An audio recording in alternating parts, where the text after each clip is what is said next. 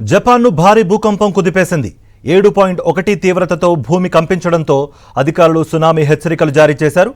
దక్షిణ జపాన్లోని కుమామోటో ప్రీఫెక్చర్స్లో భూకంప కేంద్రాన్ని గుర్తించారు. సముద్రంలో అలలు మీటర్ ఎత్తున ఎగిసిపడతాయని వార్నింగ్ ఇచ్చారు జపాన్ భూగర్భ శాస్త్రవేత్తలు. జపాన్ భూకంపం దాటికి కొరియా ద్వీపకల్పంలోని పలు ప్రాంతాల్లో పెద్ద ఎత్తున ప్రకంపనలు సృష్టించాయి.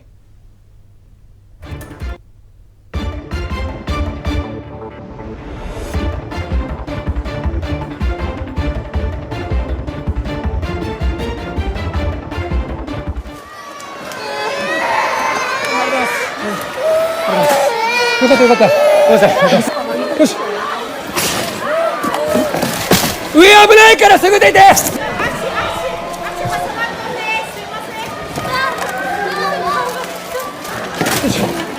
そんなにいいの大丈夫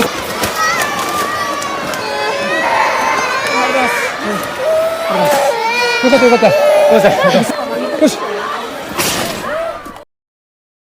మరిన్ని అప్డేట్స్ కోసం ఛానల్ ను సబ్స్క్రైబ్ చేయండి. నోటిఫికేషన్స్ కోసం బెల్ ఐకాన్ పై క్లిక్ చేయండి.